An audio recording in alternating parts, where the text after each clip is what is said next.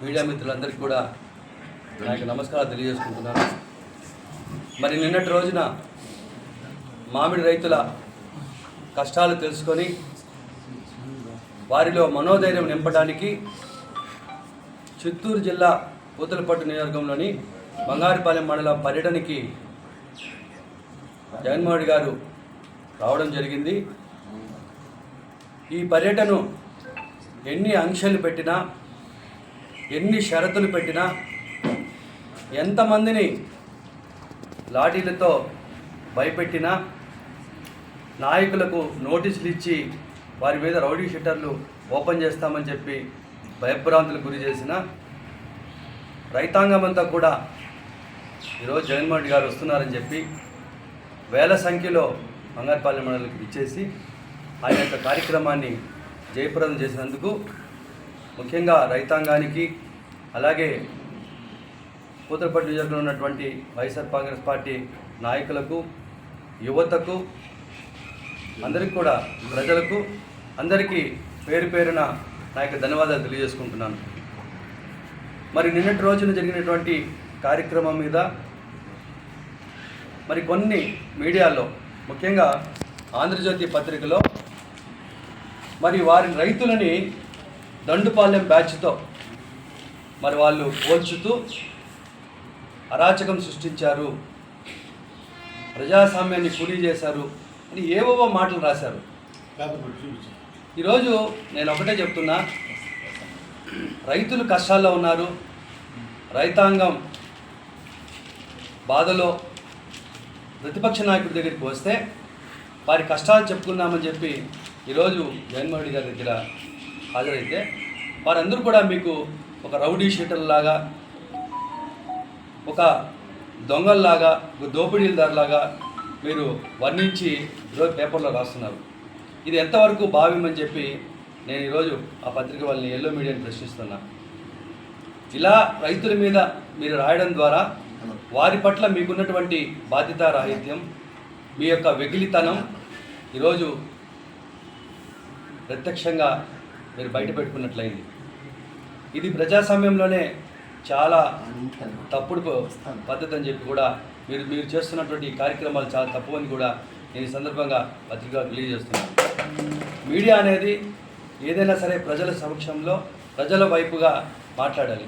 ఈరోజు ఒకటే చెప్తున్నా, ఈరోజు ఆంధ్రజ్యోతి పేపర్లో పట్టుమని 10 మంది లేరు అని చెప్పి మొదటి పేజీలో వేశారు. అరే, మొదటి పేజీ చదివిన వ్యక్తి చివరి పేజీ ఇక్కడికి వచ్చే లోపల మర్చిపోతాడు అనుకుంటున్నారేమో. మొదటి పేజీలో ఇంత ఖాళీగా మీరు ఫోటో వేసి అదే చివరికి వచ్చేటప్పటికి అబద్ధాలు, అసత్యాలు అని చెబుతూ మ్యాటర్లో ఏం రాస్తారంటే, జగన్ గత పర్యటనలో జరిగిన ప్రమాదాలను దృష్టిలో పెట్టుకుని అనుమతిస్తూ పోలీసులు ఆంక్షలు విధించారు, అయినా 10,000 మంది వచ్చారు అని చెప్పి ఇక్కడ వారు రాయడం. అదే పేపర్లో మరి పేజీ నెంబర్ 13లో వారు 10,000 మంది వచ్చారని చెప్పి రాస్తున్నారు. అంటే 10,000 మంది వచ్చినప్పుడు జగన్మోహన్ చుట్టూ 10,000 మంది కనపడరా మీ కంటికి? అంటే అటువంటి ఫోటోలు మొదటి పేజీలో మాత్రం ఖాళీగా వేసి మరి ప్రజలు ఎక్కడ, రైతులు ఎవరు రాలేదు అని చెప్పి మొదటి పేజీలో రాస్తారు. చివరి పేజీకి వచ్చేటప్పటికి వాస్తవాలు, అబద్ధాలు, వాస్తవాలు అని చెప్పి మీరే ఒక మ్యాటర్ పెట్టి అందులో 10,000 మంది వచ్చారని చెప్పి రాస్తున్నారు. ఇటువంటి తెలుగుదేశం పార్టీకి కరపత్రిక లాంటి ఇటువంటి పేపర్లు నిజంగా ప్రజలు బహిష్కరించాలి. ఎందుకంటే వాస్తవ పరిస్థితుల్ని ప్రభుత్వం ముందు పెడితే ప్రభుత్వం దాని మీద స్పందించి ప్రజలకు న్యాయం చేసే కార్యక్రమాన్ని మీడియా భుజాన్ని మీద తీసుకోవాలి. ఈరోజు మనం చూస్తుంటే ఈ యొక్క రైతుల మీద మీరు మాట్లాడిన మాటల్ని దయచేసి వెనక్కి తీసుకోవాల్సిందిగా ప్రభుత్వానికి కానీ పత్రిక రాసినటువంటి ఎవరైతే రాశారో వారందరికీ కూడా నేను విజ్ఞప్తి చేస్తున్నాను. ముఖ్యంగా మరి ఈ యొక్క పూతలపట్టు నియోజకవర్గంలో మన ఎమ్మెల్యే మురళీమోహన్ గారికి నేను ఒకే ఒక విజ్ఞప్తి చెప్తున్నాను. జగన్మోహన్ రెడ్డి గారు మామిడి రైతుల కోసం వస్తున్నారు, ఆయన రాజకీయం చేయడానికి రాలేదు. ఈరోజు ఎవరైతే జగన్మోహన్ రెడ్డి గారు వస్తున్నారో ఆయన పట్ల మీరు ఏ విధంగా మాట్లాడారో, ఎంత దిగజారి మాట్లాడారో ప్రజలందరూ కూడా చూశారు. మీలాంటి ఉడత ఊపులకి వైఎస్ఆర్ కాంగ్రెస్ పార్టీలో కార్యకర్త కూడా భయపడ్డారు.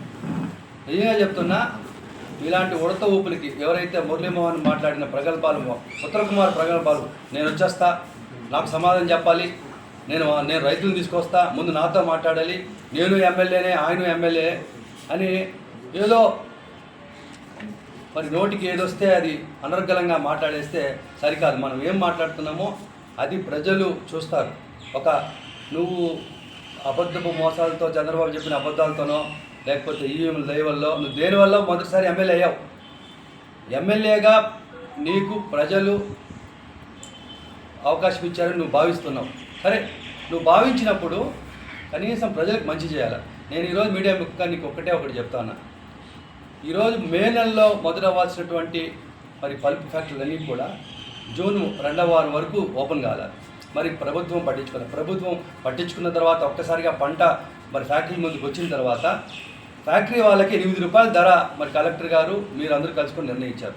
మరి కలెక్టర్ గారు నిర్ణయించినటువంటి లేదా ప్రభుత్వం నిర్ణయించినటువంటి ఈ యొక్క 8 రూపాయలు ఎన్ని ఫ్యాక్టరీలు వసూలు చేస్తున్నాయి? ఎన్ని ఫ్యాక్టరీలు ఆ రేటుకి ఇచ్చారు? ఇక్కడ ఏంటంటే అన్ని ఫ్యాక్టరీల దగ్గర వెళ్ళి ఈ మురళీమోహన్ అనే వ్యక్తి నాకు ఇచ్చేయండి, మీరు ఎంతకన్నా అమ్ముకోండి, మీరు ఎంతకన్నా కొనుక్కోండి, నేను ఏమీ కూడా పట్టించుకోను అని చెప్పి మీరు ఎంతమంది ఫ్యాక్టరీల దగ్గర వసూలు చేస్తారో, మామూలు వసూలు చేస్తారో ఆ సంఖ్య చెప్పాలి మాకు.